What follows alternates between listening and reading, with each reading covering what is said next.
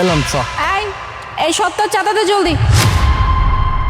হ্যাঁ ম্যাডাম দিতেছি, দাঁড়ান। খারাপ আব্বা, এটা তো আমাগো দোকান, তুমি করে টাকা দিবা কেন? এটা আমাগো দোকান না। আমাগো দোকানের লেগে কি আমরা মানুষ করে টাকা দিমু? তুমি কোনো টাকা ঢুকা দিবা না, এটা আমাগো দোকান না। এই যে পুচকা, হ্যাঁ খুব প্রতিবাদ করা হইতেছে তাই না? আব্বা এটা আমাদের দোকান, আমরা কেন টাকা দিব? শোন, তোর এই আব্বার এই দোকান যদি চালাতে হয় না, তাহলে আমাকে টাকা দিতেই হবে। আমাকে টাকা না দিলে তোর এই আব্বার দোকান আর দোকান থাকবে না, ঠিক আছে? আরে যে তুই কথা গেলছিস কেন? হ্যাঁ জলদি টাকা বের কর। এই মা তুই চুপ থাক, এরা হলো সিটি কর্পোরেশনের লোক, এক কাছে যদি টাকা না দিই আমার এই দোকান উঠাই দিব। তুই চুপ থাক। ম্যাডাম আমি দিতেছি, দাঁড়ান। বলছিলাম যে আপনারা যা করছেন এটা তো ঠিক করছেন না, এটা তো অন্যায়। এক্সকিউজ মি, কে আপনি? হ্যাঁ মানে আমি বুঝলাম না, আমার কাজের মাঝখানে আপনি বাহার ঢুকিয়ে দিলেন, এটা তো আমার ভালো লাগলো না। হ্যাঁ আপনি এখানে চা খাচ্ছেন, চা খান না, এত কথা জিজ্ঞেস করছেন কেন? আর আমি কি করব না করব সেটা আমার ব্যাপার, ঠিক আছে? আর আমি এমনি তো আমি কাউকে না কোনো কৈফিয়ত দিই না, ঠিক আছে? সো চুপচাপ এখানে বসে চা খান। আমি যতটুকু জানি আপনারা সিটি কর্পোরেশনের লোক, তাহলে আপনারা এসব কাজ কেন করবেন? আপনাদের তো দায়িত্ব হচ্ছে নাগরিকের সেবা নিশ্চিত করা, আপনারা সেটা না করে অন্যায়ভাবে চাঁদা তুলছেন। আমি ঠিক বুঝতে পারছি না, এটা অন্যায়। মাই গড, আমাকে এখন নদী নাকি অন্যায় অবিচার এগুলো নাকি শিখতে হবে? তাও নাকি এই মিস্টারের কাছ থেকে? মিস্টারের ক্ষমা তো দেখা যাচ্ছে না, মাস্ক পরে আছে।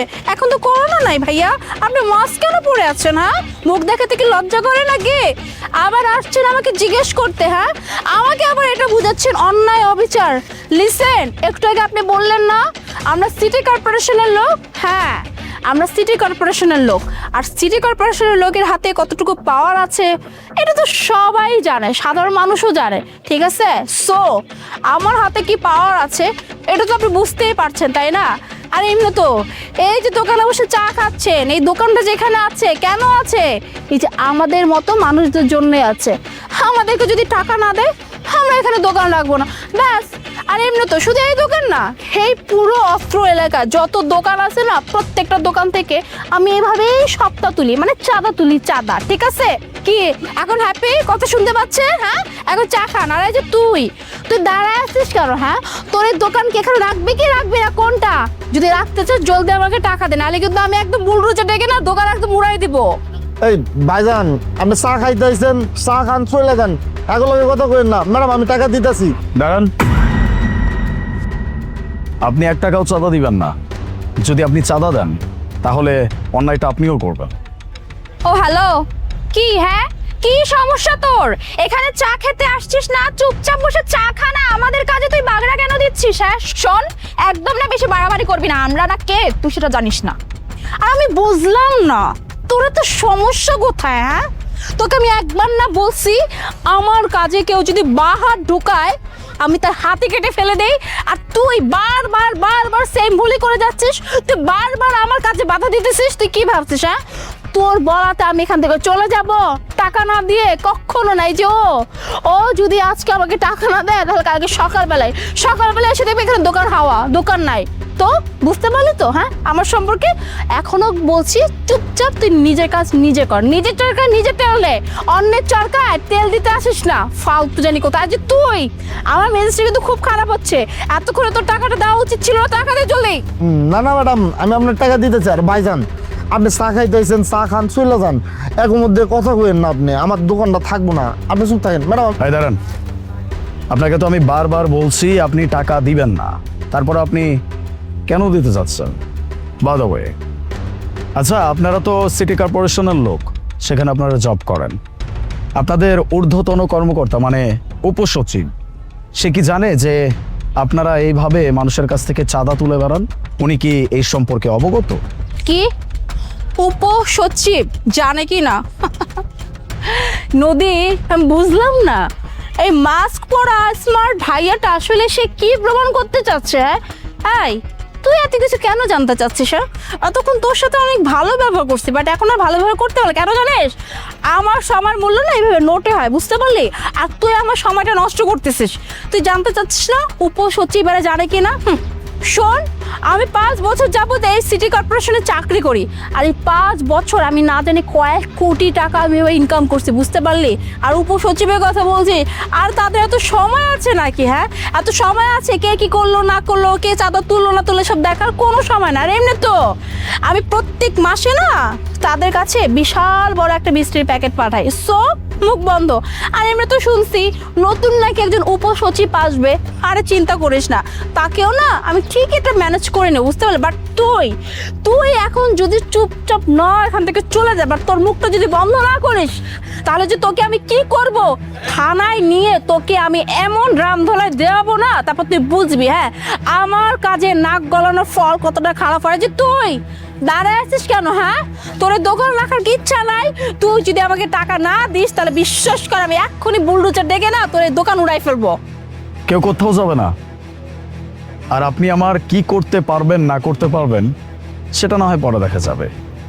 আপাতত আমার পরিচয়টা আমি দিয়ে দেই। দেখেন তো আমাকে চিনতে পারেন কিনা। মুনা, এটা তো আমাদের উপসচিব স্যার।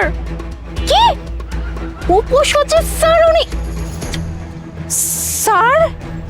স্যার আপনি এখানে আপনার না 1 মাস পরে জয়েন করার কথা ছিল। আমি তো আপনার সম্পর্কে সব ডিটেলস নিয়েছিলাম স্যার, কিন্তু আপনি এখানে কিভাবে স্যার? একদম ঠিক বলছেন আপনি। আমার আরো 1 মাস পরে জয়েন করার কথা ছিল, আমি সেটাই করব। শুধুমাত্র 1 মাস আগে চলে আসছি এই এলাকায়, যেন এলাকাটা আমি একটু ঘুরে দেখতে পারি। আর আমাদের সিটি কর্পোরেশনের বেশ কিছু এমপ্লয়ি নিয়ে অনেক আগে থেকে আমার কাছে কিছু কমপ্লেইন চলে আসছিল। আমি এটা একটু খুঁজে দেখার জন্য আগে চলে আসছি। আর দেখেন, আজকে আমি যেই দোকানে চা খেতে বসছি, আপনারা সেই দোকানেই চলে এসে তার কাছ থেকে চাঁদা চেয়ে বসছেন। এটাই হয়, ওই যে কথা আছে না, চোরের 10 দিন গৃহস্থের 1 দিন। আপনি দিনের পর দিন মানুষের সাথে অন্যায় করেই যাবেন, আর এটার কোনো বিহিত হবে না, এটা তো হইতে পারে না। উপর একজন আছে, উনি সব কিছু দেখে, সব কিছুর বিচার হয়, শুধুমাত্র সঠিক সময়ের অপেক্ষা। এই আপনাদের মতো কিছু কর্মচারী আছে যাদের জন্য আমাদের পুরো সিস্টেমটাকে মানুষ ভুল বোঝে। মানুষ মনে করে আমাদের সিস্টেমটাতেই ঝামেলা আমাদের সিস্টেমে নয়। ঝামেলা হচ্ছে আপনাদের মতো কিছু মানুষের মনের ভেতরে, যারা কিনা এরকম অন্যায় করে বেড়ায়। আপনি যে অন্যায়ভাবে এইরকম কিছু লোকের কাছ থেকে চাঁদা ওঠান, আপনি কি ভাবছেন? এটা আপনি খুব ভালো কাজ করেন। বাই দ্য ওয়ে, আপনার হাতে অনেকগুলো টাকা, দেখি।